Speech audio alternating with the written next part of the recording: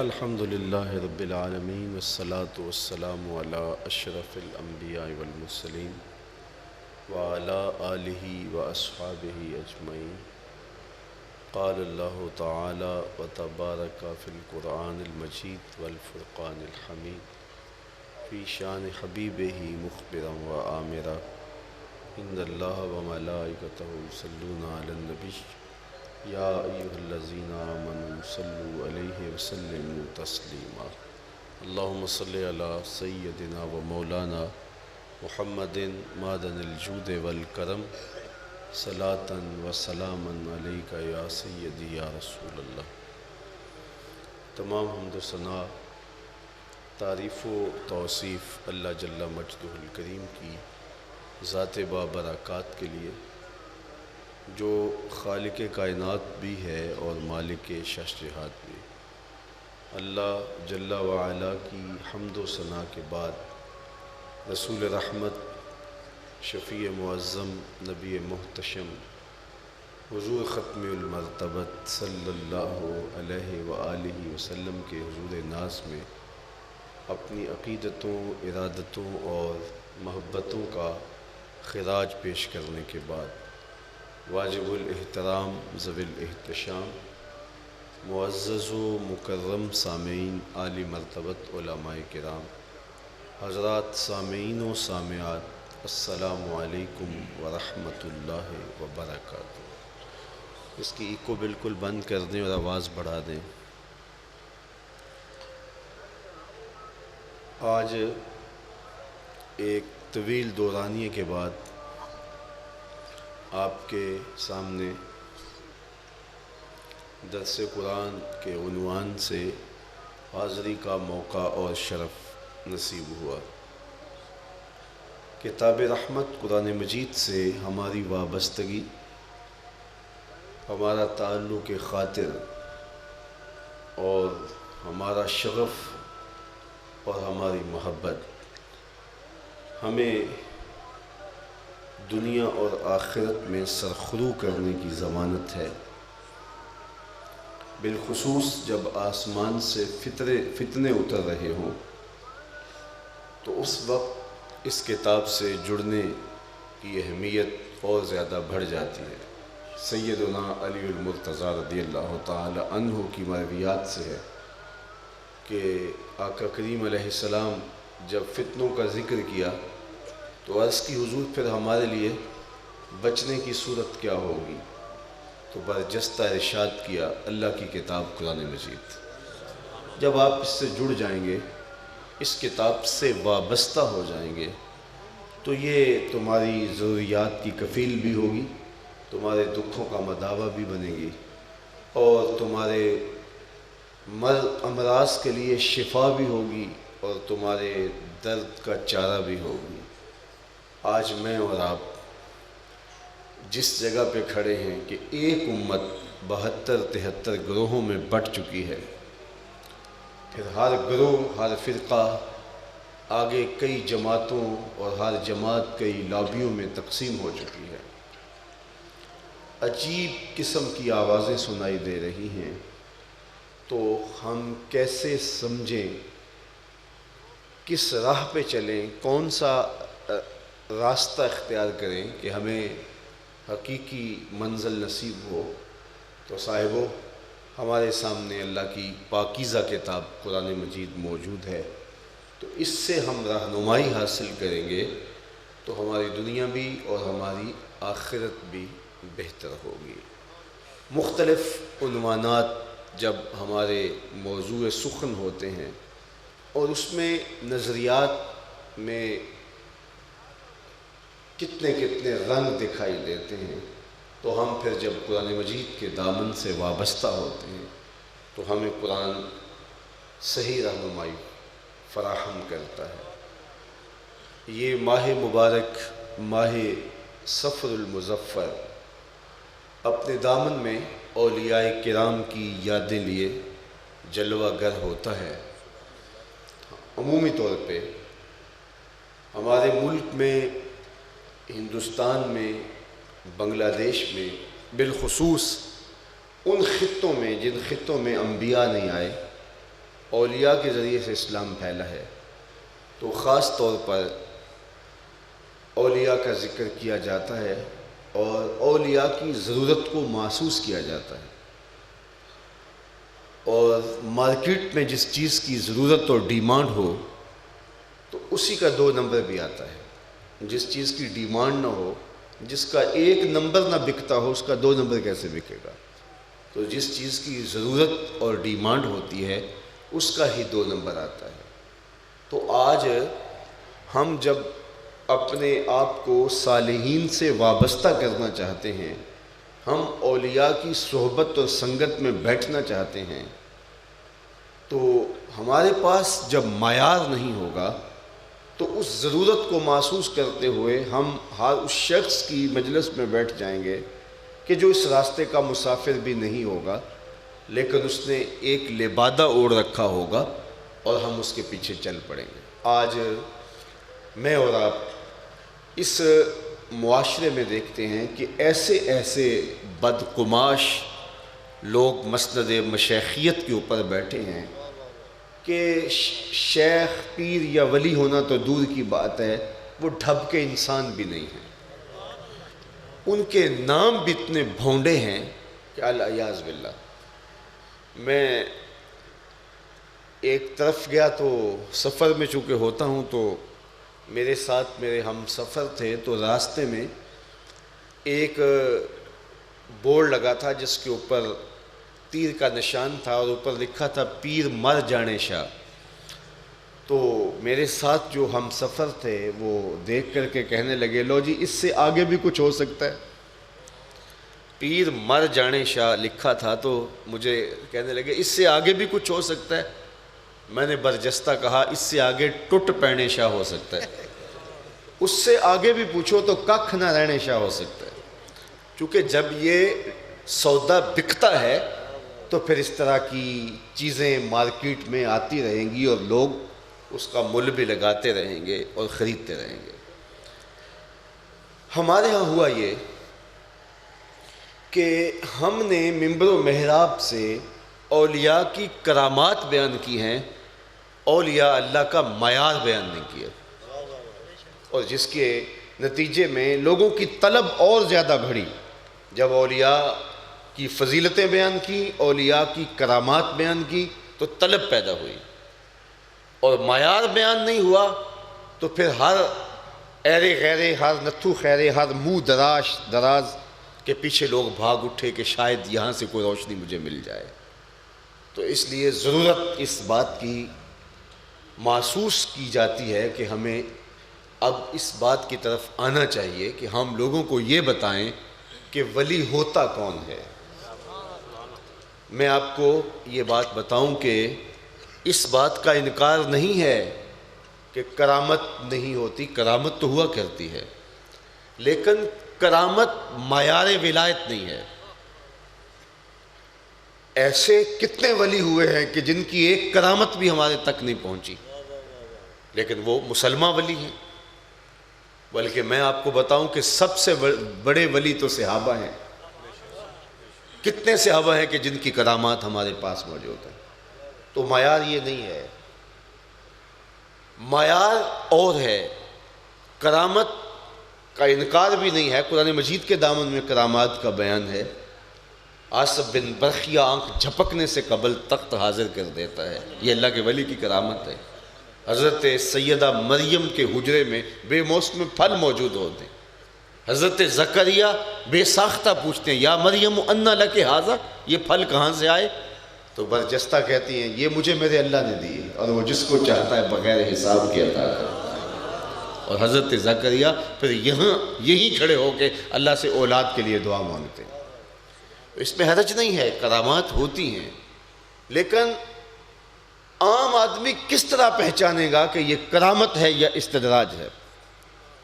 یعنی کرامت ولی سے صادر ہوتی ہے، اور استدراج وہ فاسق و فاجر یا کافر سے ظاہر ہوتا ہے، اور اس کی شکل اور صورت کرامت جیسی دکھائی دے رہی ہوتی ہے، اور عام آدمی کے لیے مشکل ہو جاتا ہے کہ یہ پہچانے کہ یہ کرامت ہے یا استدراج ہے۔ قرب قیامت میں دجال آئے گا، زندہ بھی کرے گا تو مارے گا بھی۔ تو اگر معیار ذہن میں نہ ہوا تو اس سے دھوکہ کھا جائیں گے، اس لیے معیار ذہن میں ہونا چاہیے۔ اور یہ اس لیے معیار اس کو نہیں بنایا گیا ولایت کے لیے، ولایت کے لیے معیار وہ بتایا گیا جو قرآن نے ہمیں دیا ہے۔ حضرت داتا گنج بخش علی حجویری علیہ رحمہ کشف المعجوب کے اندر لکھتے ہیں کہ حضرت شیخ خواص رضی اللہ تعالیٰ عنہ جنگل میں جا رہے تھے تو ایک آدمی ان کے پاس آ کے کھڑا ہوا اور کہا کہ آپ شیخ خواص ہیں؟ آپ نے فرمایا ہاں۔ اس نے کہا میں آپ کی صحبت میں کچھ وقت گزارنا چاہتا ہوں۔ تو آپ نے مراقبہ کیا اور فرمایا تیرے بدن سے مجھے کفر کی بو آ رہی ہے۔ اس نے کہا کہ میں عیسائی ہوں، نصرانی ہوں، بہت دور دیار غرب سے سفر کر کے آپ کی صحبت میں کچھ دن گزارنے کی آرزو لیے آپ کے پاس پہنچا ہوں، مجھے آپ اپنی صحبت سے محروم نہ رکھیے۔ فرمایا کہ میرے ساتھ تمہیں بڑی مشقتیں سہنی پڑیں گی، بڑی تکلیفیں گوارا کرنی پڑیں گی۔ اس نے کہا میں سب کچھ گوارا کر لوں گا۔ شرط طے ہو گئی، چل پڑے۔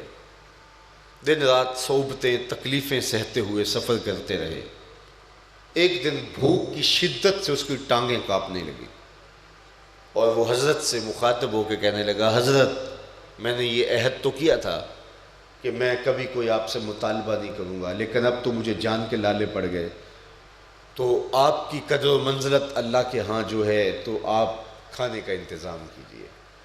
شیخ فرماتے کہ میں نے پہلے کہا تھا کہ یہ تجھ سے صبر نہیں ہو پائے گا اور تو نے عہد کیا، چل ٹھیک ہے۔ آپ نے سجدے میں سر رکھ دیا اور اللہ کی بارگاہ میں دعا کی، اے اللہ اس کافر کے سامنے مجھے رسوا نہ کرنا، اس کافر کے سامنے مجھے رسوا نہ کرنا۔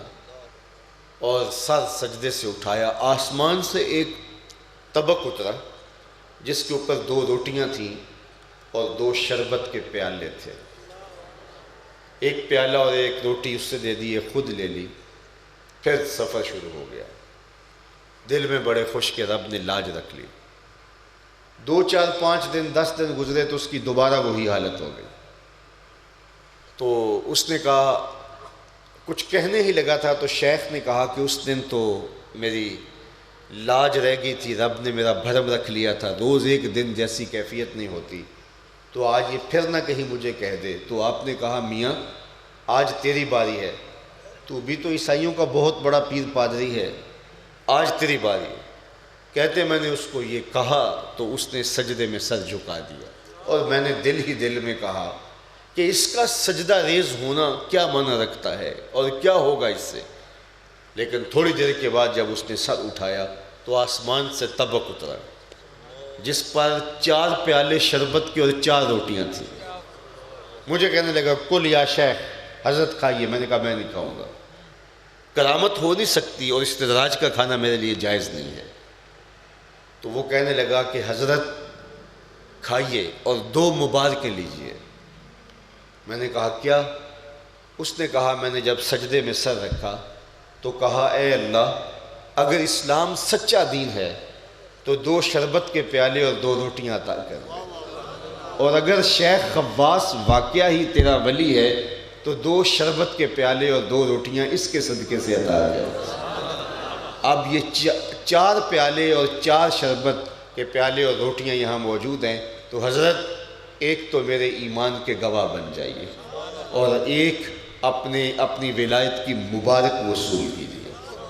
حضرت داتا گنج بخش علی حجویری اس واقعہ کو درج کرنے کے بعد لکھتے ہیں کہ شیخ خواص جیسا شخص بھی اس چیز کو دیکھ کر کے متذبذب ہو جاتا ہے، خدایا یہ استدراج ہے یا کرامت ہے؟ جو اس راستے کا شناور ہے، جو اس بحر کا تیراک ہے، لیکن وہ بھی ایک لمحے کے لیے تذبذب میں مبتلا ہوتا ہے۔ میں اور کون ہوتے ہیں؟ میں اور آپ پھر کون ہوتے ہیں؟ اس لیے ہمارے لیے معیار یہ نہیں ہے، ہمارے لیے معیار ہمارے رب نے دیا، اور وہ دیکھنا پہچاننا آسان ہے۔ اور وہ کیا؟ الذین آمنوا وکانوا یتقون، ایمان اور تقوی، یہ 2 علامتیں جب کسی میں دیکھو، اللہ اکبر، شرط ایمان کے ساتھ تقوی کے پرلے درجے پہ مطمئن جو ہے وہ فائز المرام ہو، ایمان بھی پختہ، حضرت امام راضی نے اس آیت کریمہ کے تحت لکھا دو قوتیں ہیں، قوت نظریہ اور قوت عملیہ۔ یہ ایمان یہ نظریے کی قوت ہے، اور آپ کے اعمال یہ آپ کے عمل کی قوت ہے۔ عمل کی قوت اور نظریے کی قوت کے باہمی امتزاج سے ولایت جنم لیتی ہے۔ تو ولی وہ ہوتا ہے جس کا نظریہ بھی مضبوط ہو اور جس کا عمل بھی مضبوط ہو، جس کا نظریہ وہی ہو جو میرے حضور نے دیا ہے، اور جس کا عمل ایسا ہو جس کی ہر ادا سنت مصطفیٰ، ایسے پیر طریقت پہ لاکھوں سلام۔ اس کا عمل دیکھ کر کے شریعت سے محبت ہونے لگ جائے، اس کا عمل دیکھ کر کے شریعت کے ساتھ الفت اور شریعت کے ساتھ محبت پیدا ہونے لگے، اس کا تقوی اللہ اکبر باقیوں سے بڑا ہوا ہو۔ چونکہ اللہ تعالیٰ جل شانہ نے اس کو ایمان کی جولانیاں عطا کی ہیں، اور جس قدر ایمان مضبوط ہوگا اس قدر اس کا تقوی بھی مضبوط ہوگا، چونکہ پختگی عقیدے سے عمل کے اندر پختگی اور عمل کے اندر جمال پیدا ہوتا ہے۔ جوں جوں قوت نظریہ نکھرتی چلی جاتی ہے، عمل میں نکھار پیدا ہوتا چلا جاتا ہے۔ اس لیے اہل اللہ مشاہدہ ذات کے نور سے اپنے عقیدے کو جب مزید پختہ کر لیتے ہیں تو پھر ان کے عمل میں خلوص بھی آتا ہے، ان کے عمل میں رسوخ بھی آتا ہے، ان کے عمل میں قوت بھی آتی ہے، ان کے عمل میں گہرائی بھی آتی ہے، گیرائی بھی آتی ہے، ان کے عمل میں یکسوئی بھی آتی ہے، ان کے عمل میں اللہ کی رضا اور اس کی رحمتوں کا خاص حصہ ہمیں دکھائی دیتا ہے۔ تو جو جتنا بڑا ہوگا اس کا عمل اتنا بڑا ہوگا۔ حضرت امام احمد بن حنبل رضی اللہ تعالی عنہ جلوہ فراز تھے کہ ایک خاتون آئی اور اس نے کہا حضرت میں آپ سے ایک مسئلہ پوچھنا ہے۔ تو فرمایا پوچھئے۔ اس نے کہا کہ میں سوت کاٹتی ہوں، اور رات کو بھی سوت کاٹتی ہوں اور دن کو بھی سوت کاٹتی ہوں، تو چاندنی راتوں کے اندر کچھ سوت کاٹ لیتی ہوں اور کوئی سوت میں دن کے اجالوں میں کاٹتی ہوں۔ تو جو رات کی چاندنی میں کاٹا ہوا سوت ہے اس کا اور دن کی روشنی میں کاتے ہوئے سوت کا 19-20 کا فرق ہوتا ہے۔ میں جب اس کو فروخت کروں تو کیا میں اس کو الگ الگ کر کے فروخت کروں یا اس کو اکٹھا بیچ دوں؟ اللہ اکبر۔ حضرت امام احمد بن حنبل نے جب یہ بات سنی تو آپ نے فرمایا خاتون اپنا تعارف کرواؤ، تم کون ہو؟ تو اس خاتون نے کہا کہ سائل کی ذات نے پوچھی جاتی، آپ مسئلہ بتائیں۔ فرمایا بعض مسائل ایسے ہوتے ہیں کہ سائل کی حیثیت سے مسئلے کی نوعیت بدلتی ہے، آپ کو بتانا پڑے گا کہ آپ کون ہیں۔ اللہ اکبر۔ تو اس خاتون نے کہا میں حضرت بشر حافی کی ہمشیرہ ہوں۔ فرمایا تمہارے لیے جائز نہیں ہے۔ تو جتنا مرتبہ سوا ہوگا اس قدر تقاضے بھی ان سے اس طرح کے ہوں گے، جتنا بلند و رفیع مقام ہوگا تو تقاضے بھی اس طرح کے ہوں گے۔ تو اہل اللہ کی زندگیاں حزم و احتیاط سے مالا مال ہیں۔ ابھی اعلیٰ حضرت امام اہل محبت کا تذکرہ چھڑا تھا، جب میں یہاں پنڈال میں داخل ہوا تو اعلیٰ حضرت کی سن لیجئے۔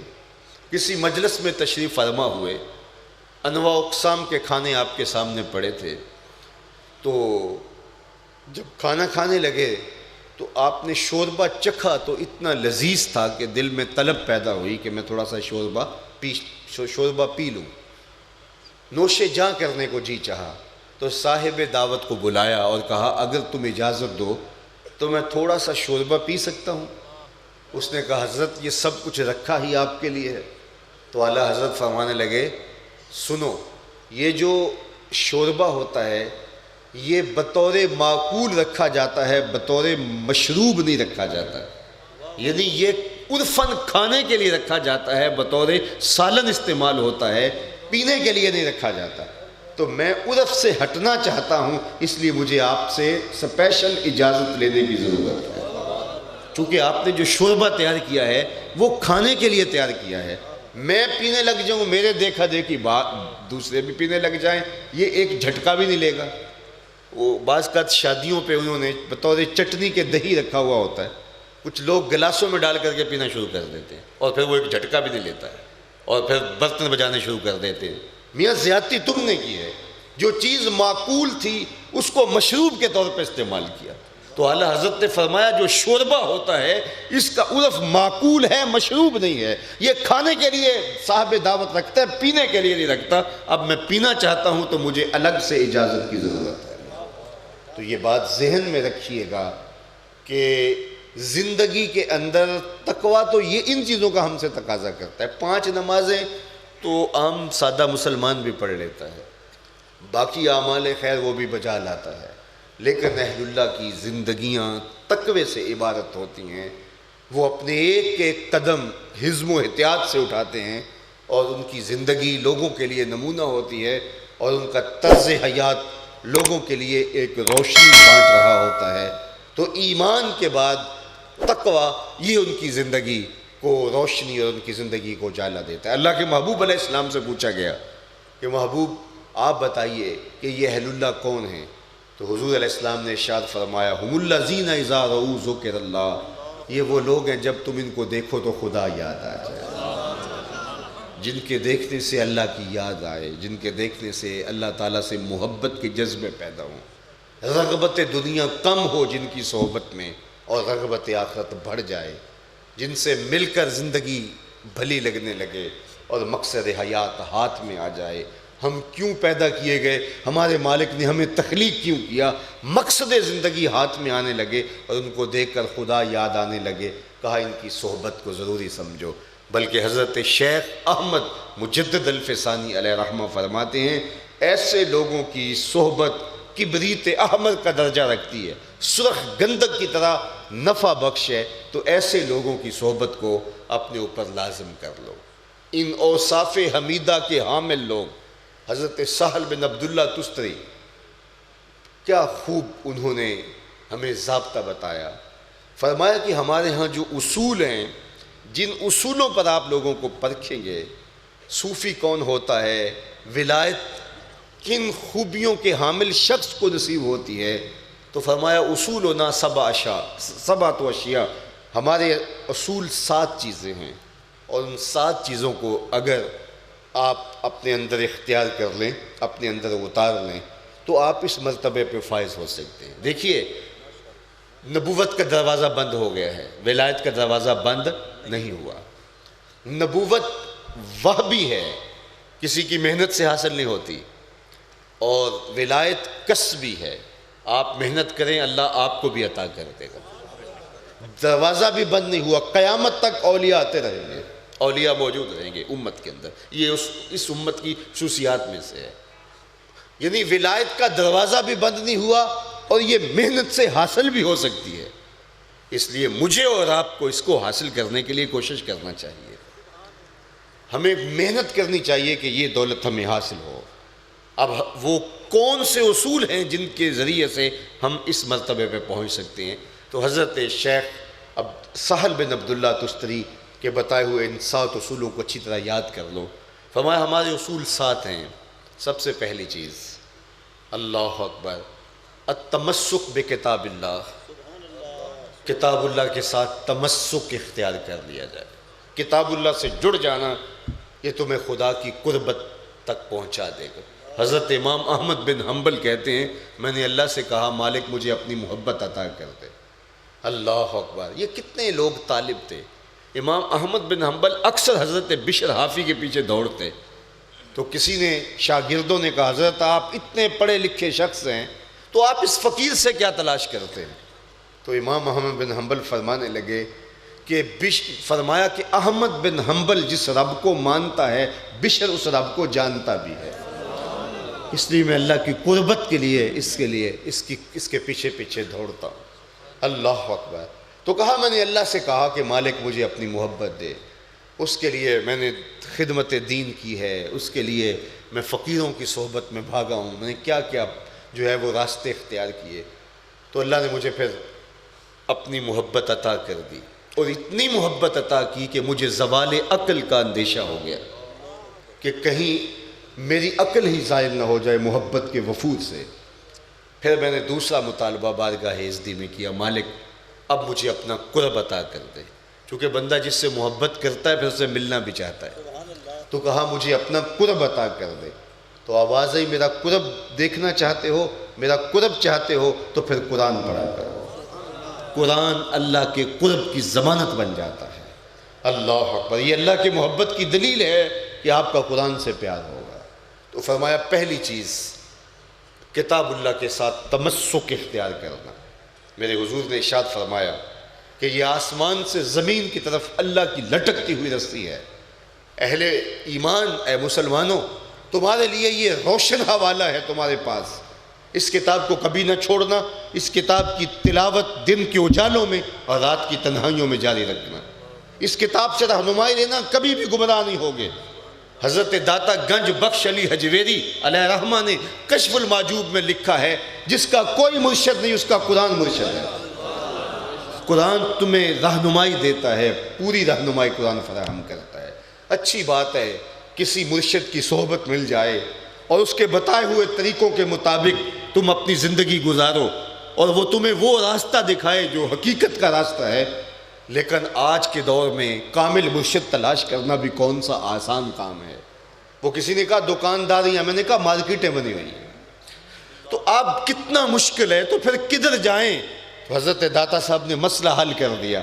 فرمایا جس کے پاس مرشد نہیں وہ قرآن کو پاس رکھے. مرشد قرآن سے بڑا کون ہو سکتا ہے؟ مرشد بھی خود محتاج ہے اس کتاب کے. تو کتاب اللہ کے ساتھ جڑنا، کہا یہ اللہ کی لٹکتی ہوئی رسی ہے. میرے حضور نے فرمایا کہ یہ جو کتاب فیہ الہدا والنور، اس میں ہدایت ہے، اس میں روشنی ہے. فخذوا بکتاب اللہ واستمسکوا بہ. اس کتاب کو مضبوطی سے پکڑ لو، اس کو اچھی طرح تھام لو، تم کبھی گمراہ نہیں ہوگے. اس کتاب سے تعلق رکھنے والا کبھی بھی گمراہ نہیں ہوتا.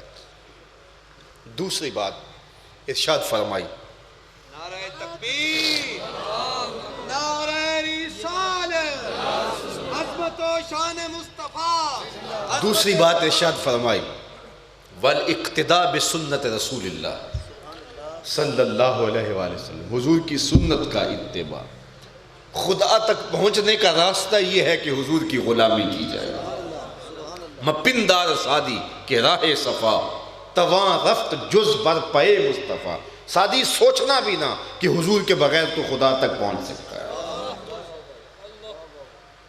خلاف پیمبر کسے را گزید، ہرگز نہ خواہد بمنزل رسید. جس نے حضور کے علاوہ کوئی اور راستہ اختیار کیا وہ کبھی بھی منزل تک نہیں پہنچ سکتا. بس بات ختم ہو گئی. والاقتداء بسنت رسول اللہ، حضور کی سنت کی اقتداء. حضرت امام قرطبی نے لکھا ہے کہ اللہ کی محبت کی دلیل کیا ہے. کوئی شخص کہے میں اللہ سے محبت کرتا ہوں تو ہمیں کیسے پتہ چلے گا کہ وہ اللہ سے محبت کرتا ہے؟ تو کہا اللہ سے محبت کی دلیل قرآن کی محبت ہے. اب کوئی کہے میں قرآن سے محبت کرتا ہوں تو ہمیں کیسے پتہ چلے گا کہ وہ واقع قرآن سے محبت کرتا ہے؟ تو فرمایا قرآن سے محبت کی دلیل صاحب قرآن سے محبت. اب کوئی کہے میں حضور سے پیار کرتا ہوں تو پھر کیسے پتہ چلے گا کہ وہ حضور سے پیار کرتا ہے؟ تو کہا حضور سے پیار کی دلیل حضور کی سنت کی محبت ہے. اب یہ کیسے پتہ چلے گا کہ یہ حضور کی سنت سے محبت رکھتا ہے؟ تو کہا حضور کی سنت سے محبت کی دلیل بدعت سے اجتناب کرنا اور بدعت سے نفرت کرنا. بدعات سے ہر وہ راستہ جو میرے حضور کا دیا ہوا راستہ نہیں ہے. اب یہ بھی ایک ہم نے اس کو ایک اور طرح کے مضمون کی طرف لے گئے، لیکن میں بدعت کس کو کہتے ہیں اس سے سب سے خوبصورت بات شیخ احمد مجدد الفسانی نے کہی علیہ رحمہ نے. فرماتے ہیں بدعت وہ ہے جو رافع سنت ہو، جس کے ادا کرنے سے سنت اٹھ جائے، یعنی سنت کی جگہ وہ لے لے، سنت کو ختم کر دے، وہ بدعت ہے. تو ہر وہ طریقہ جو حضور کا دیا ہوا نہیں ہے تو اس سے نفرت کرنے والا حضور کی سنت کا متبع کہلائے گا. تو فرمایا والاقتداء بسنت رسول اللہ، حضور علیہ السلام کی سنت کی اقتداء. حضرت داتا گنج بخش علی حجویری کشف المعجوب میں لکھتے ہیں، چونکہ آج کل ان کا بھی عرس ہے تو ان کے حوالے سے مزید میں ہم روشنی لیتے ہیں. فرماتے ایک فقیر تھے، وہ جنگل میں گزر رہے تھے کہ انہوں نے دیکھا کہ ایک شخص نماز پڑھ رہا ہے اور اس کی بکریاں اور اس کی بھیڑیں، ان کی رکھوالی بھیڑیا کر رہا ہے۔ یہ تو کبھی نہیں ہوتا، بھیڑیا تو دشمن ہوتا ہے، لیکن بھیڑیا رکھوالی کر رہا ہے اور یہ مصلی بچھائے نماز پڑھ رہا ہے۔ تو یہ شخص گزرتا گزرتا یہ منظر دیکھ کے رک گیا۔ خیر جب اس شخص نے سلام پھیرا تو اس نے کہا کہ تو نے یہ مرتبہ کہاں سے پایا کہ تیری بھیڑوں کی رکھوالی بھیڑیا کرے؟ اس نے کہا سنت رسول کی اتباع سے۔ جب میں ان کی سنت کا اتباع کروں گا تو پھر زمانہ جو ہے وہ میری بات مانے گا، جب میں اللہ رسول کی بات نہیں مانوں گا پھر دنیا میری بات کیا۔ ایک بزرگ کہتے ہیں میرا گھوڑا بھی میری بات نہ مانے تو میں سمجھتا ہوں کوئی کوتاہی ہوگی۔ اگر تم ان کی بات مانو گے، اللہ اس کے رسول کی بات مانو گے، زمانہ تمہارا غلام ہوگا۔ سعدی شیرازی علیہ رحمہ فرماتے ہیں کہ میں رود بار کے جنگل میں جا رہا تھا کہ اچانک دیکھا کہ ایک آدمی چیتے پہ سوار اور ہاتھ میں سانپ کا کوڑا پکڑا ہے، اور وہ اچانک میرے پاس آ کے بریک لگاتا ہے۔ تو عجیب میری حالت ہو گئی۔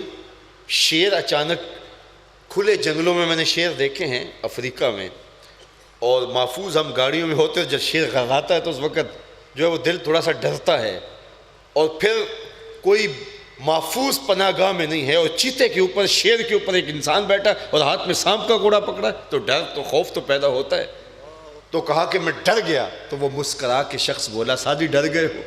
میں نے کہا بات ہی ڈرنے کی ہے۔ اس نے کہا تو گردن از حکم داور مپیچ، کہ گردن نہ پیچت ز حکم تو ہیچ، تو خدا کے حکم سے گردن نہ پھیرنا، خدا کی خدائی تیری ہو جائے گی، پھر تیرے حکم سے کوئی گردن نہیں پھیرے گا، تو اس کا ہو کے تو دیکھ، اس کا ہو کے دیکھ، زمانہ تیرا ہو جائے گا۔ تو فرمایا کہ والاقتداء بسنت رسول اللہ، دوسری بات حضور کی سنت کا اتباع۔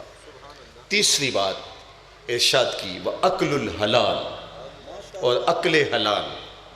یہ وہ چیزیں ہیں جو صرف سننے اور لذت لینے کے لیے نہیں ہیں، یہ عزم کرتے چلے جائیں کہ ہماری زندگی ان اصولوں پہ گزرے گی، اور اگر آپ کی اور میری زندگی ان اصولوں پہ گزرتی ہے تو کوئی وجہ نہیں اللہ اپنے محبوب کے صدقے ہمیں بھی مرتبہ ولایت پہ فائز البنام فرمائے گا۔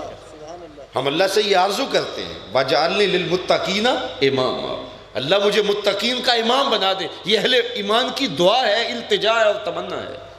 تو یہ تو آرزو بری ہونی چاہیے کہ اللہ ہمیں اپنے قرب کی دولت عطا کر دے۔ اور اس کا ضابطہ کیا ہے؟ سب سے پہلے جو ارشاد فرمایا التمسک بکتاب اللہ، اللہ کی کتاب سے جڑ جانا۔ دوسری بات والاقتداء بسنت رسول اللہ۔ تیسری بات وَأَكْلُ الْحَلَالِ، اور رزق حلال کھانا۔ حرام اگر لقمہ پیٹ میں جاتا ہے تو معرفت کا نور آ ہی نہیں سکتا۔ اللہ اکبر، کسی پیر سے کوئی فیض نہیں مل سکتا اگر آپ کا لقمہ پاک نہیں ہے۔ یار پیر تو پیر رہا، کعبے جا کے خالی آئیں گے اگر لقمہ حرام ہے۔ میرے حضور نے ارشاد فرمایا ایک بندہ لمبا سفر کر کے آتا ہے، اشعث اغبر، بال بھی بکھرے ہوئے ہیں، حالت بھی پرا گندہ ہے، لباس بھی پھٹا ہے، سفر کی تھکن بھی ہے، یمد یدیہ، ہاتھ بھی لمبے لمبے کر کے دعا مانگتا ہے، سین حرم میں کھڑا ہے، کعبہ سامنے ہے، وَمَطَعَمُهُ حَرَامٌ وَمَشْرَبُهُ حَرَامٌ وَمَلْبَسُهُ حَرَامٌ وَغُذِيَ بِالْحَرَامِ فَأَنَّى يُسْتَجَابَ لِذَلِكَ۔ اللہ اکبر، فرمایا کہ اس کا کھانا حرام کا ہے، اس کا پینا حرام کا ہے، اس نے جو لباس پہنا ہے وہ حرام کا ہے۔ تو میرے حضور فرماتے ہیں بتاؤ اس کی دعا کیسے قبول ہوگی؟ سفر کر کے کہاں سے کہاں تک پہنچا لیکن وہاں سے بھی خالی آیا، اگر رزق پاک نہیں ہے۔ اس بات کا اہتمام کرو، تمہارا رزق ناپاک نہیں ہونا چاہیے۔ 2 پراٹھے نہیں، ایک خشک روٹی کھا لو، ایک خشک روٹی نہیں آدھی کھا لو، پانی سادہ پی کے گزارا کر لو، لیکن جہنم کی آگ اپنے پیٹ میں کبھی نہ بھرنا، اس کا حساب بھی دینا پڑے گا، اور یہ اندر کو بھی اجاڑ کے رکھ دے۔ کوشش کرو، محنت کرو، 8 گھنٹے کی بجائے 10 گھنٹے کام کر لو، اس میں کوئی شرم نہیں ہے۔ بندے کہتے ہیں اس کام میں شرم ہے، اس کام میں شرم ہے، جب قیامت کے دن گھسیٹا جائے گا پھر کوئی شرم نہیں آئے گی۔ تو یہ مختصر زندگی ہے، اپنے لیے صرف حلال کا التزام کرو، بلکہ مشکوک سے بھی بچنے کی کوشش کرو۔ اکل الحلال، تیسری بات حلال رزق کھانا، اور چوتھی بات کف الاذی، تکلیف سے کسی کو دکھ دینے سے، کسی کو اذیت پہنچانے سے رک جانا۔ اللہ کا جو بندہ ہوتا ہے، اللہ کا جو ہے ولی ہوتا ہے، وہ لوگوں کے ضرر کا سبب نہیں ہوتا، لوگوں کو تکلیف نہیں پہنچا، اس کے عمل سے، اس کے رویے سے، اس کے قول سے، اس کے فعل سے کسی کو تکلیف نہیں پہنچتی۔ وہ مخلوق خدا کے لیے ضرر کا سبب نہیں ہوتا، وہ مخلوق خدا کے لیے اللہ کی رحمت کا صاحبان ہوتا ہے۔ میں اور آپ دیکھیں، ہماری وجہ سے ہمارے ہمسائے تو تنگ نہیں ہیں، ہماری وجہ سے ہمارے رشتہ دار تو تنگ نہیں ہیں، ہماری وجہ سے ہمارے دوست تو تنگ نہیں ہیں، ہماری زبان کی وجہ سے، ہمارے لہجے کی وجہ سے، ہمارے رویے کی وجہ سے، ہمارے عمل کی وجہ سے، ہمارے ہاتھ کی وجہ سے، ہماری زبان کی وجہ سے۔ میرے حضور نے تعریف کی، المسلم من سلم المسلمون من لسانہ و یدہ۔ مسلمان کون ہوتا ہے؟ تعریف کیا مسلمان کی؟ کہا جس کے ہاتھ سے اور اس کی زبان سے دوسرا مسلمان محفوظ ہو۔ تو ہم تو ضمانت دیتے ہیں۔ یہ بھی حدیث پاک سنا رہے تھے حضرت عبداللہ ابن سلام رضی اللہ تعالیٰ عنہ کے حوالے سے، تو یہ ہمیں جو تحیۃ المسلم کی ترغیب دی گئی، السلام علیکم، یہ ہم ضمانت دیتے ہیں۔ جب کسی کو کہتے ہیں نا السلام علیکم، تو یہ ہماری طرف سے ضمانت دیتی ہے، تیرے اوپر سلامتی ہو میرے بھائی، اب میری جانب سے بے فکر ہو جا، تیری عزت، تیرا مال، تیرا آبرو میرے سے محفوظ ہے۔ تو وہ آگے سے کیا کہتا ہے؟ وعلیکم السلام، اچھا پھر میری جانب سے تو بھی بے فکر ہو جائے۔ یہ سلامتی جب پھیلتی ہے، ضمانت ہم ایک دوسرے کو دیتے ہیں، تو کتنا سارا معاشرہ جو ہے وہ ترتیب پاتا ہے۔ لیکن ہم ہاتھ ملا رہے ہیں اور پیچھے سے جیب کاٹ رہے ہیں، تو پھر یہ سلام نہیں ہوتا، یہ منافقت ہوتی ہے۔ جب السلام علیکم کہہ دیا، پھر سلامتی دے دی۔ غالباً ہارون الرشید کا دربار تھا، تو ایک قیدی کو سزائے موت تھی، تو اس کو آخری خواہش پوچھی گئی، تو کہا آخری خواہش یہ ہے کہ میں بادشاہ کو ملنا چاہتا ہوں۔ دربار لگا ہوا تھا، قیدی کو پا بجولا بادشاہ کے دربار میں لایا گیا۔ وہ جو ہی داخل ہوا دربار میں، اس نے بلند آواز سے کہا السلام علیکم۔ بادشاہ نے کہا وعلیکم السلام۔ اس کے بعد انہوں نے کہا کہ اب اس کو لے جائیں اور اس کو قتل کر دیں، آخری خواہش پوری ہوگی۔ اس نے کہا نہیں، تم مجھے قتل نہیں کر سکتے۔ کہا کیوں؟ کہا بادشاہ نے مجھے ضمانت دے دی ہے امن کی۔ کہا کب دی ہے؟ کہا اس نے کہا نہیں وعلیکم السلام، تیرے اوپر سلامتی ہو، اور تم مجھے کیسے قتل کر سکتے ہو؟ اللہ اکبر، یہ ضمانت ہے۔ السلام علیکم جب ہم اپنے بھائی کو کہتے ہیں، یہ تحیۃ المسلم ہے۔ میرے بھائی تو بے فکر ہو جا، جب میں تجھے کہہ رہا ہوں السلام علیکم، اب میری جانب سے تیری آبرو کو کوئی خطرہ نہیں ہے، میری جانب سے تیری عزت کو کوئی خطرہ نہیں ہے، میری جانب سے تیرے مال کو کوئی خطرہ نہیں ہے، جب السلام علیکم کہہ دیا۔ تو یہ تحیۃ المسلم ہمیں سکھایا اس لیے گیا، اس کے معنی اور اس کے مطالب کی طرف ہم غور کریں۔ اللہ اکبر۔ تو ہم کسی کے ضرر کا، کسی کی تکلیف کا ذریعہ اور سبب نہ بنے، ہمارا عمل، ہماری زندگی کسی کے لیے ضرر کا سبب نہ بنے۔ یہ اللہ کے بندوں کی علامت ہوتی ہے کہ وہ کسی کو تکلیف نہیں پہنچاتے، وہ کسی کو اذیت نہیں دیتے، اور ان کا وجود کسی کے لیے جو ہے وہ ضرر کا سبب نہیں ہوتا۔ اس پر بہت کچھ کہنے والا کہا جا سکتا، لیکن میں نے آگے بڑھنا ہے۔ پانچویں چیز جو ارشاد فرمائی، اجتناب المعاصی، گناہوں سے بچنا۔ نیکی کرنا اہم ہے، لیکن نیکی کرنے سے زیادہ اہم گناہوں سے بچنا ہے۔ ڈاکٹر کے پاس جاتے ہیں تو وہ کہتے ہیں علاج سے پرہیز بہتر ہے، تو گناہوں سے بچنا بھی، نیکی کرنا بھی بڑی بات ہے، لیکن گناہوں سے بچنا اس سے زیادہ اہم ہے۔ ایک آدمی رات 100 نوافل پڑھتا ہے، لیکن بازار میں اس کی نظر محفوظ نہیں رہتی، تو وہ رات سویا رہے، صبح نظر کی حفاظت کرے، اس کی فضیلت۔ ایک بندہ روزہ رکھتا ہے، لیکن اس کی زبان لوگوں کے کلیجے چیرتی ہے، تو اس سے بہتر ہے کہ وہ افطار کر لے، لیکن اپنی زبان کو قابو میں رکھے۔ گناہ کرنا، یہ نیکی کرنا بہت اہم ہے، لیکن گناہ سے بچنا اس سے زیادہ اہم ہے۔ تو فرمایا اجتناب المعاصی، گناہوں سے اپنے آپ کو یہ لوگ بچانے والے ہوتے ہیں، اور فرمایا یہ ہمارے بنیادی اصولوں میں سے ایک اصول ہے کہ اپنے آپ کو گناہوں سے بچایا جائے۔ گناہوں سے جب آپ اپنے آپ کو بچانا چاہیں گے تو اس کے لیے آپ کو اپنی جو ایکٹیویٹیز ہیں ان کو محدود کرنا پڑے گا۔ جب معاشرہ اس قدر اس میں برائی اور شر پھیل جائے تو پھر آپ کو اپنی نقل و حرکت محدود کرنا پڑے گی۔ اور میرے حضور شاہ نقشبند بخاری فرماتے ہیں فقیر کے لیے بہترین جگہ اپنے کامل شیخ کی صحبت ہے، یا اللہ کا پاکیزہ گھر مسجد ہے، یا پھر تنہائی ہے۔ چوتھی چیز سوائے ہلاکت کے اور کچھ نہیں۔ اپنے ارد گرد تانا بانا ایسا تن لو کہ اچھے لوگوں سے ہی آپ کی دوستی ہو۔ میرے حضور نے فرمایا تمہارا کھانا متقی ہی کھائیں، مطلب کیا کہ تمہارا اٹھنا بیٹھنا ہی لوگوں کے ساتھ ہو۔ اچھے لوگوں کی صحبت ہوگی تو اچھائی کا نور اندر اترے گا، اور برے لوگوں کی صحبت کے اثرات بد ضرور مرتب ہوتے ہیں۔ رومی کہتے ہیں تا توانی دور شو از یار بد، یار بد بدتر بود از مار بد۔ جہاں تک ممکن ہو برے یار کی صحبت سے دور رہے۔ برا یار برے سانپ سے بھی برا ہے، کہا برا سانپ لڑتا ہے تو جان لیتا ہے، برا یار لڑتا ہے تو اندر لوٹ لیتا ہے، کچھ باقی نہیں بچتا۔ تو اس لیے اپنے آپ کو اچھے لوگوں کی صحبت میں رکھو۔ میرے حضور نے کتنی خوبصورت مثال کے ساتھ اچھے لوگوں کی صحبت کا فیض بتایا، اور برے لوگوں کے ضرر سے محفوظ کرنے کے لیے کتنی خوبصورت مثال دی۔ فرمایا اچھے لوگوں کی صحبت کی مثال عطر فروش کی ہے۔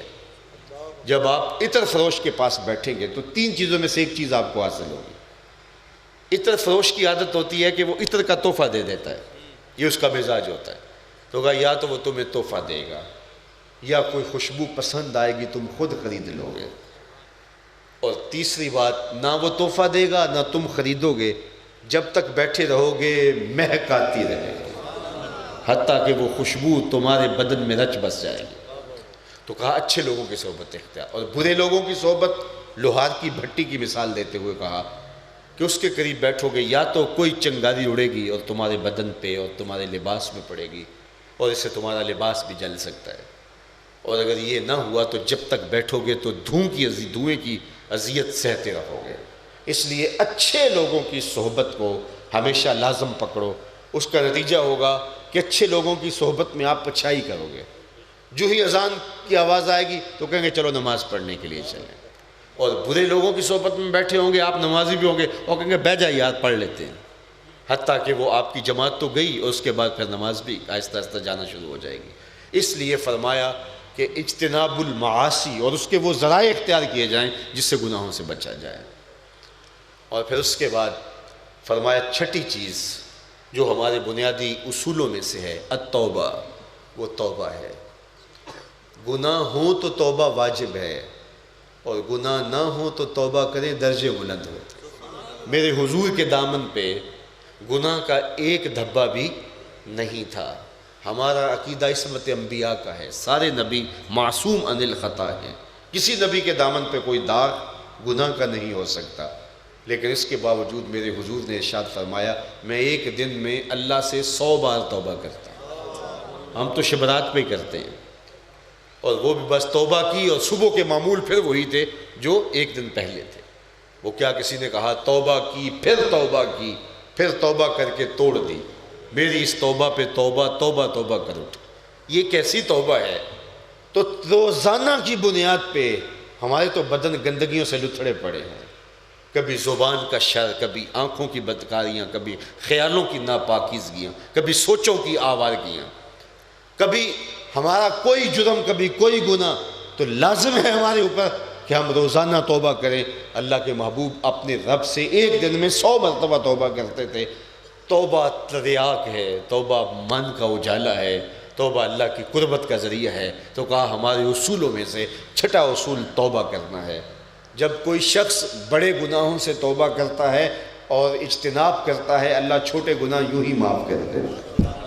اللہ اکبر۔ اور 7ویں چیز جو ارشاد فرمائی، اللہ اکبر، ادا الحقوق، حقوق کا ادا کرنا۔ صوفی ایسا نہیں ہوتا، اللہ کا بندہ ایسا نہیں ہوتا جو زندگی گریز ہوتا ہے، ذمہ داریوں کا بوجھ اٹھا نہ سکے تو بھاگ جائے دنیا چھوڑ کے، ایسا نہیں ہوتا، بلکہ وہ بیوی کے حق بھی پورے کرتا ہے، وہ ماں باپ کے حقوق کی بھی ادائیگی کرتا ہے، وہ اپنے بچوں کے حقوق کو بھی پورا کرتا ہے، ہمسایوں کے حقوق کا بھی خیال کرتا ہے، وہ اپنے رشتہ داروں کے حقوق کو بھی پورا کرتا ہے، دوستیوں کے حقوق کو بھی نبھاتا ہے۔ اللہ اکبر۔ حتیٰ کہ اس نے جو جانور رکھے ہیں ان جانوروں کے حقوق اور پودوں کے حقوق کو بھی پورا کرتا ہے، وہ حقوق کی ادائیگی میں کوتاہی نہیں کرتا۔ اللہ اکبر، رب کے حقوق سے لے کر کے رسول کریم کے حقوق تک، اور وہاں سے لے کر کے کائنات کے ایک ایک صاحب حق تک جو ہے وہ پورا کرنے کی کوشش کرتا ہے۔ تو یہ 7 چیزیں وہ ہیں، اگر میں اور آپ اپنی زندگی میں اتار لیں تو اللہ تعالیٰ اس کے نتیجے کے اندر ہمیں وہ مرتبہ نصیب کر دیتا ہے جو ایک مومن کی زندگی کا مقصود ہے۔ میرا بھی مقصود ہے کہ مجھے اللہ کا قرب نصیب ہو جائے، اور یہ آپ کا بھی مقصود ہے کہ اللہ کا قرب نصیب ہو جائے۔ تو میں اور آپ دیکھیے، ہم ساری زندگی سنتے رہیں گے، جلسوں میں آتے رہیں گے، واپس گھر جاتے رہیں گے، اگلے جلسے کے انتظار میں پھر رہیں گے، نہیں، ہم نے جو سنا اس پہ عمل شروع کر دیں، اور جب عمل کریں گے تو ہماری زندگی، ہمیں بعض اوقات ہم جاتے ہیں، لوگ کہتے ہیں جی کوئی ہوم ورک، میاں اس سے بڑا ہوم ورک کیا ہو سکتا ہے؟ اس لیے جو سنا ہے اس کو اپنی زندگی میں اتاریں، اپنے اعضائے بدن کا تزکیہ کریں۔ انسان کے کچھ باطنی اعضاء ہیں، انسان کے کچھ ظاہری اعضاء ہیں۔ انسان اپنے پاؤں سے شروع ہو جائے کہ اپنے آپ کو وہاں نہ لے جائے جہاں اس کو اس کا رب نہ دیکھنا چاہے، یہ عزم کر لے، یہاں سے شروع ہو جائے۔ اور یہ ایک ایسی جگہ ہوتی ہے جہاں محنت کر کے اس کو جانا پڑتا ہے۔ تو سب سے پہلے اپنے پاؤں کا تزکیہ کرے، یہ آسان ہے کہ وہ وہاں پایا جائے جہاں اس کا رب اسے دیکھنا چاہتا ہے، اور وہاں نہ پایا جائے جہاں اس کا رب اسے نہیں دیکھنا چاہتا۔ آپ پورا مہینہ اس پہ پہرا دیں، ہر 2 گھنٹے کے بعد، ہر گھنٹے کے بعد، ہر آدھے گھنٹے کے بعد اپنے آپ پہ غور کروں، میں کہاں موجود ہوں، غور کریں اپنے آپ کے اوپر۔ یہ بھی ایک قسم کا مراقبہ ہے۔ ہر آدھے گھنٹے کے بعد دیکھیں، ہر 1 گھنٹے کے بعد میں کہاں ہوں، کہاں کھڑا ہوں، آج کس جگہ پہ ہوں۔ پھر دیکھیں کیا میرا رب مجھے اس جگہ دیکھنا چاہتا ہے؟ اگر وہ اس کے اندر سے آواز آئے گی، ہاں تیرا رب یہاں تجھے دیکھ کے خوش ہے۔ ابھی آپ دیکھیں، تمہارا رب تمہیں یہاں دیکھنا چاہتا ہے، تمہاری روح بھی رقص کرے گی، ہاں ہمارا رب ہمیں یہاں دیکھنا چاہتا ہے۔ سفر کر کے آئے ہیں، گھر سے آئے ہیں، پیسے خرچ کر کے آئے ہیں، ہمارا مالک ہمیں یہاں دیکھنا چاہتا تھا۔ آدھے گھنٹے بعد پھر دیکھنا کہ ہمارا رب ہمیں یہاں دیکھنا چاہتا ہے، پھر دیکھنا کہ آپ وہاں کھڑے ہیں تو اللہ کا شکر ادا کرنا۔ لیکن اگر آپ یہ پاؤ کہ یہاں میرا رب مجھے نہیں دیکھنا چاہتا تھا، تو پھر وہاں سے فوری ہٹ جاؤ۔ سب سے پہلے اپنے پاؤں کا، اپنے آپ کا جو ہے وہ محاسبہ کرو، اس کے بعد پھر اپنے کانوں کا محاسبہ کرو اور اپنے کانوں کا تزکیہ کرو۔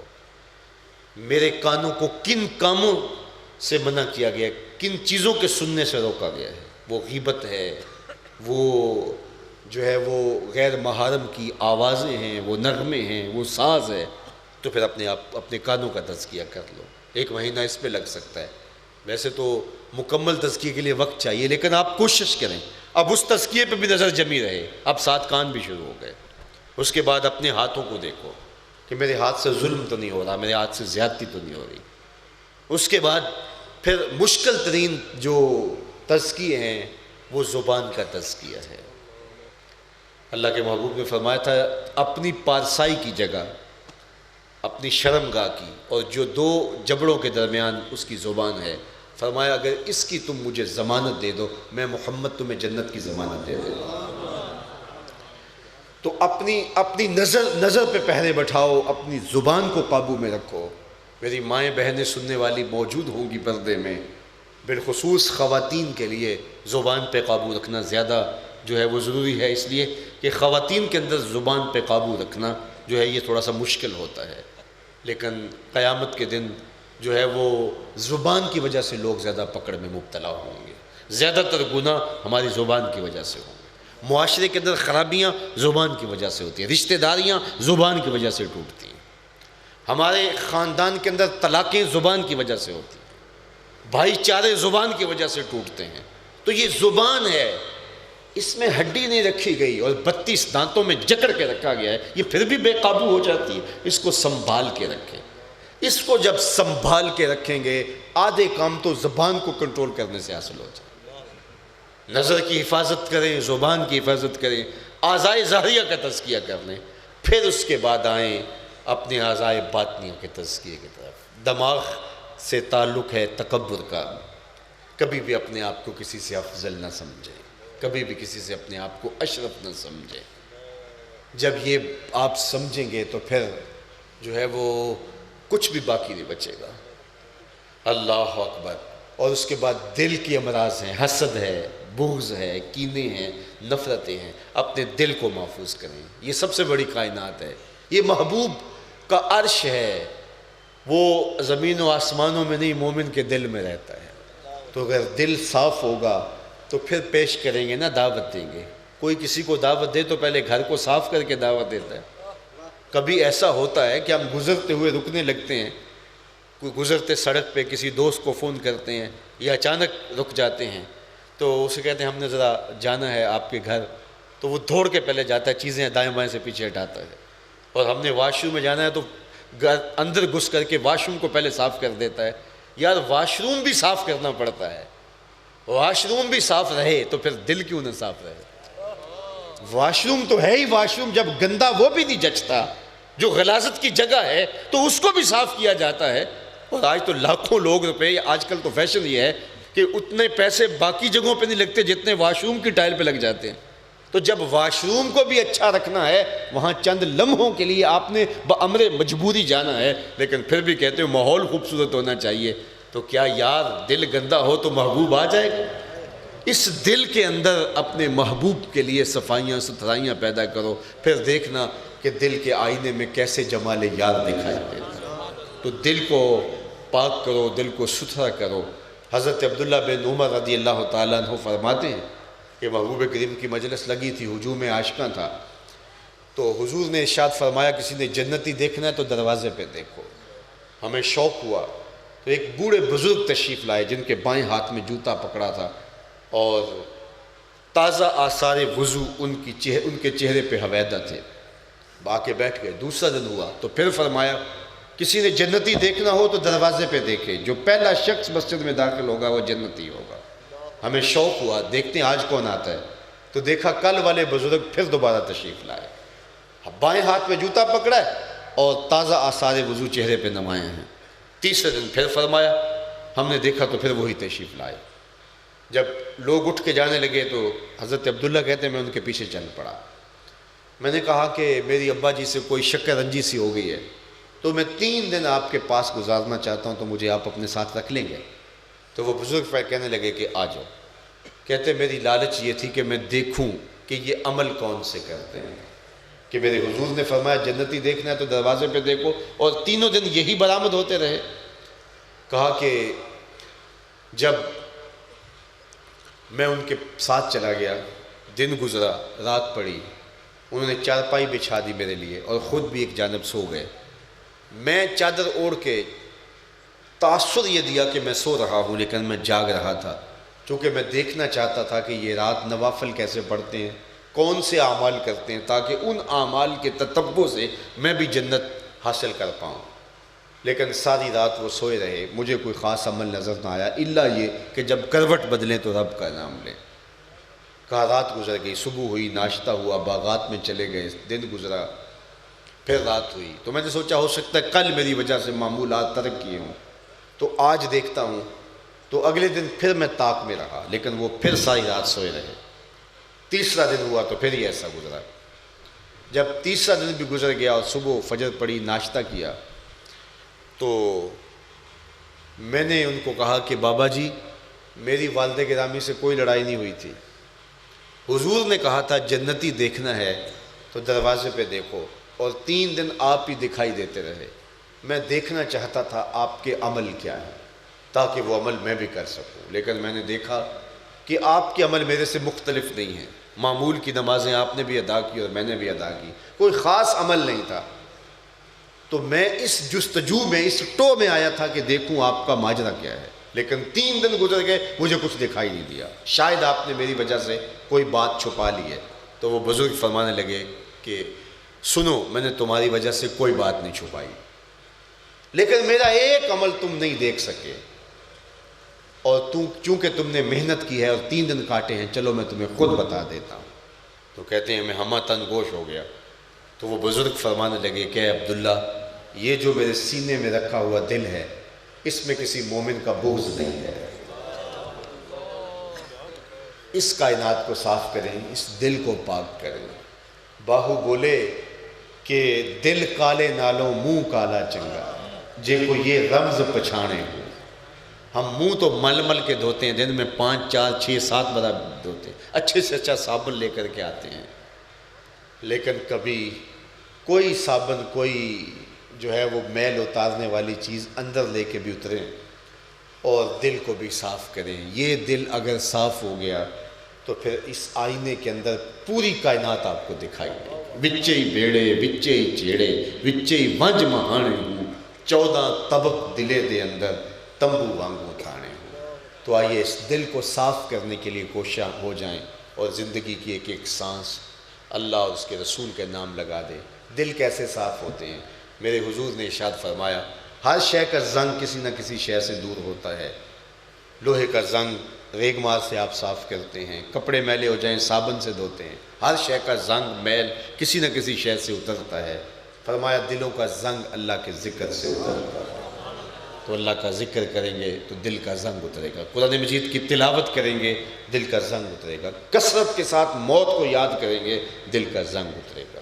تو آئیے آج ہم چند لمحوں کے لیے اللہ کے ذکر سے اپنے باطن کی صفائی کے لیے کوشاں ہو جاتے ہیں۔ ممکن ہو تو 2 زانو بیٹھ جائیں، ورنہ جس حالت میں بیٹھے ہیں اپنے بائیں پہلو میں گوشت کا ایک ٹکڑا جس پر سفید رنگ میں لفظ اللہ لکھا ہوا ہے، خیال کریں میرا دل دھڑک نہیں رہا، اللہ ہو پکارا۔ جی حضرت صاحب وہ آسا شادی کا پروگرام لکی کرے ہیں، سونے نبی کی دربار کو گیا، میری شادی نہ کی، میں اتا منت منی میرا نکات ہے، اور میں یہ بھی منت منی حضرت صاحب جڑا ہے نا سڑا ملاد کر دے۔ جی بعد میں انشاءاللہ آپ سے بات ہوتی ہے، اللہ آسانی کرنے کا۔ بائیں پہلو میں گوشت کا ایک ٹکڑا ہے جس پر سفید رنگ میں لفظ اللہ لکھا ہوا تصور کریں اور یہ خیال کریں کہ دل دھڑک نہیں رہا، اللہ کو پکار رہے ہیں، سانس اندر کھینچ رہے ہیں تو اللہ، باہر چھوڑ رہے ہوں تو ہو، آنکھیں زبان ہونٹ بند رہے ہیں اور دل کی دھڑکن اللہ ہو پکارتے محسوس کریں۔ بسم اللہ۔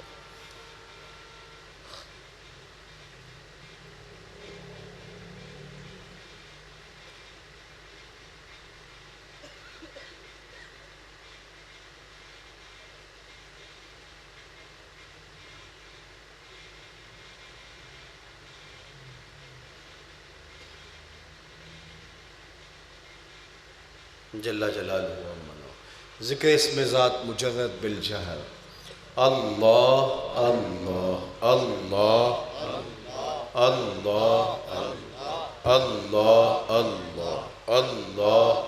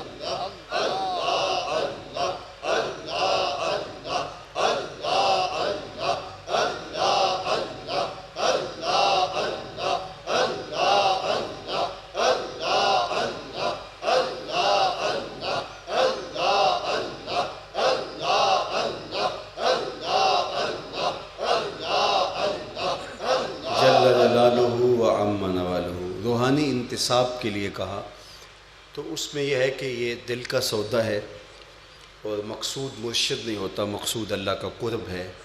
اگر کوئی اس کا طالب ہو تو وہ شامل ہو، لیکن 3 مراحل ہیں۔ پہلا تجدید ایمان کا، اس میں سب شامل ہوں، دوسرا توبہ کا، اس میں بھی سب شامل ہوں، اور تیسرا مرحلہ روحانی نسبت کا ہے، اس میں جو اس غرض سے آرزو رکھتے ہیں تو وہی شامل ہوں۔ پڑھیے اشہد اللہ الہ الا اللہ وحدہ لا شریک لہ واشہد ان محمدا عبدہ ورسولہ۔ اے اللہ، زندگی میں قصداً یا سہواً مجھ سے کوئی کفریہ یا شرکیہ کلمہ یا فعل سرزد ہو گیا ہو، تجدید ایمان کرتا ہوں، پچھلے گناہوں سے توبہ کرتا ہوں۔ اللہ میری توبہ، سب گناہوں سے توبہ، جو چھپ کر کی ان سے توبہ، جو ظاہر کی ان سے توبہ۔ اللہ میری توبہ، آئندہ وعدہ کرتا ہوں 5 گانا نماز، رمضان شریف کے روزے، مال بخشا گیا زکوٰۃ، توفیق ہوئی حج بیت اللہ، والدین کی فرما برداری، رزق حلال کمانا کھانا، حرام سے اجتناب کرنا اختیار کروں گا۔ تیرے اس بندے سے طریقہ مبارکہ نقش بندیہ میں بیعت ہوا، اس سلسلے کے سارے اسباب قبول کیے، دل پر نقش اسم ذات اللہ قبول کیا۔ آمین بحرمت طٰہٰ و یاسین وصلی اللہ تعالی علی النبی الامین وآلہ وصحبہ اجمعین۔ جو احباب روحانی طور پہ منتسب ہوئے وہ روزانہ 100 مرتبہ کم از کم درود شریف اور 100 مرتبہ استغفار ساری زندگی پڑھیں، 1.25 لاکھ مرتبہ کلمہ جتنے عرصے میں پڑھ سکیں، پہلا کلمہ مکمل کر کے پھر دوسرا وظیفہ پوچھیں، اور دل پر سفید رنگ میں لفظ اللہ کا تاثر قائم کر کے دل کی دھڑکن کو اللہ کہتے ہوئے جو ہے وہ محسوس کریں۔ آئیے سلام پیش کرتے ہیں، اس کے بعد دعا ہوگی، پھر آپ سب کو اجازت ہوگی۔ میری آرزو یہ ہے کہ آپ سے ملاقات ہو، لیکن ممکن نہیں ہے کہ اتنے لوگوں سے ملاقات ہو پائے۔ میں نے آپ کی زیارت کر لی، آپ نے مجھے دیکھ لیا۔ والسلام ورحمۃ اللہ مصطفیٰ جان رحمت ملا کو سلام، شمع بز میں ہدایت دلا، جی سوہانی گھڑی چمکا طیبہ کا چاند، جی سوہانی گھڑی چمکا طیبہ کا چاند، اس دل افروز ساعت بلا کھو سلام، مصطفیٰ جان رحمت بلا کھو سلام، شمع بز میں ہدایت بلا، اور ہاتھ جیسے اٹھا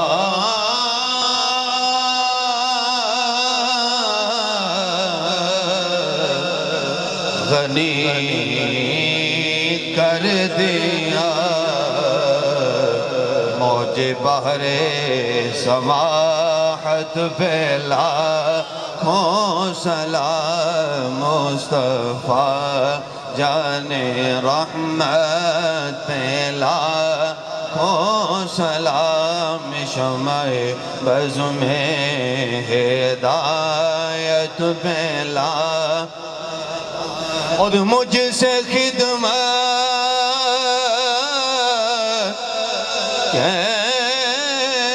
قدسی کہے ہاں رضا، مصطفیٰ جان رحمت پھیلا ہو سلام، شمع بز میں ہدایت پھیلا، السلام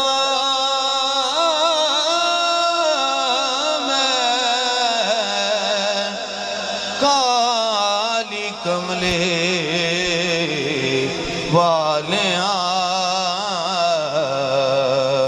السلام اے غیب جانن والیاں،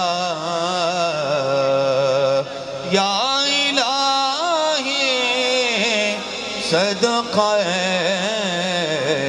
آل رسول، یہ سلام عاجزانہ ہو قبول، یہ سلام عاجزانہ ہو قبول۔ محمد معدن الجود والکرم وآلہ وصحبہ وسلم۔ اللہ اٹھے ہوئے ہاتھ کبھی خالی نہ موڑنا، پھیلی ہو جھولیاں رحمتوں سے بھر، وقت کی بہاریں نصیب کر، مقدر کی خزائیں رخصت پر، جیئیں تو تیرے لیے مرے تو تیرے دین کی، زندگی کی آخری ہچکی تک تیرے رسول کے وفادار، ہر علت سے، ہر قلت سے، ہر ذلت سے رہائی عطا کر، اپنے پاک نبی کے در کی گدائی، نفس و شیطان کے مکر و فریب سے، تجل و تلبیسات سے ہماری حفاظت فرما، خیالوں کی پاکیزگی اور سوچوں کا نور عطا کر۔ اللہ جو کچھ کہا گیا قابل عمل چیزوں پر ہمارے لیے توفیق عمل نصیب کر۔ اللہ ہمیں ہمیشہ اپنی رحمتوں کے سائے میں رکھنا۔ اللہ ہمیں ایسا نہ بنانا کہ ہم نصیحت خیر اور بھلائی سنیں اور سن کے سنی انسنی کر دیں۔ اللہ جو سنیں ان کو ہمارے عمل کا حصہ بنا دے۔ اللہ ہماری آنکھوں کو شرم و حیا دے دے، ہماری خیالوں کو پاکیزگی دے دے، ہمارے اٹھنے والے قدم تیری راہوں کے مسافر ہوں۔ اللہ ہماری سوچیں تیرے حرم کا طواف کریں، ہمارے خیال تیرے محبوب کی جالیوں کو چومیں۔ اللہ اٹھے ہوئے ہاتھ خالی نہ موڑے جائیں۔ جتنے لوگ آئے ہیں، دور سے آئے، نزدیک سے آئے، سفر کاٹ کے آئے، شہر سے آئے، بستیوں سے آئے، اللہ سب کو واپس گھروں میں پہنچنے سے پہلے اس اجتماع کی برکتیں نصیب کر، اور ان کے گھر جانے سے پہلے اس اجتماع کی برکتیں سب کے گھروں تک پہنچا۔ اللہ تیری بارگاہ میں اتنے لوگوں کی تڑپتی آمین کے ساتھ دعا ہے، ہم سب کے گناہ، ہم سب کی خطائیں اپنے کرم سے معاف کر دے۔ اللہ ہمیں ستھرا کر دے، ہمارے اندر کے میل دھو ڈال، ہمارے اندر کو ستھرائیاں اور پاکیزگی اور خیالوں کو طہارت دے دے۔ اے اللہ تو کریم ہے، ہم سب کے حال پہ رحم فرما۔ اللہ ہم سب کی دعا ہے، ہم سب کا خاتمہ ایمان پہ کر، زندگی اسلام پہ، موت ایمان پہ، نفس و شیطان کے مکر و فریب سے، دجل و تلبیسات سے ہماری حفاظت فرما۔ رزق حلال، رزق وسیع، رزق سہل، رزق مبارک اور رزق فراواں نصیب کرنا۔ اللہ اتنا فراواں اور وافر رزق عطا کرنا کہ حرام کے ایک لقمے کا خیال بھی پیدا نہ ہو۔ اللہ ہمیں ہمیشہ حلال رزق عطا کر، ہمیں وسیع رزق عطا کرنا۔ اللہ ہماری نسلوں کو راہ دین کا مسافر بنا۔ مائیں، بہنیں، بیٹیاں تشریف لائیں، اللہ ہماری ماؤں اور بہنوں اور بیٹیوں کو توفیق پردہ عطا کر۔ اللہ ان کو اپنی خاص عنایات سے مالا مال کر۔ ابھی آرزو کا اظہار کیا گیا کہ آئندہ درس قرآن مرکز مصطفیٰ میں ہو، جو کہ ساہیوال کا مرکز مصطفیٰ بنانے کا عزم اور ارادہ لیے آج ان دوستوں نے اظہار کیا۔ مالک اتنے لوگوں کی تڑپتی آمین کے ساتھ تیری بارگاہ میں دعا ہے، اس کے لیے خزانہ غیب سے وسائل عطا کر، اور اللہ اپنی جناب سے وسیع کشادہ عریض جگہ عطا کر۔ اللہ ان سارے دوستوں کو اپنی پناہوں اور اپنی امان اور اپنی محبتوں کا حصار دینا، اٹھے ہوئے ہاتھ کبھی بھی خالی نہ کر۔ ادارۃ المصطفیٰ حلقہ ساہیوال کے تمام دوستوں کو، کارکنوں کو، جملہ پیر بھائیوں کو، پرانے نئے ساتھیوں کو، سب کو جزائے خیر عطا کر۔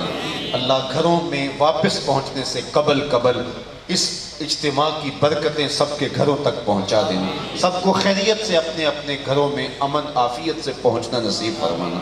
اللہ میرے وطن کی خیر فرمانا، میرے ملک کو امن کے اجالے نصیب کر دینا، پوری دنیا کے اوپر گستاخان رسول کو غارت کر دینا، اس امت کو کھویا ہوا وقار عطا کر، اتنی طاقت، ہمت، شوکت عطا کرنا کہ تیرے محبوب کی ناموس کی طرف کوئی میلی نگاہ سے دیکھ بھی نہ سکے۔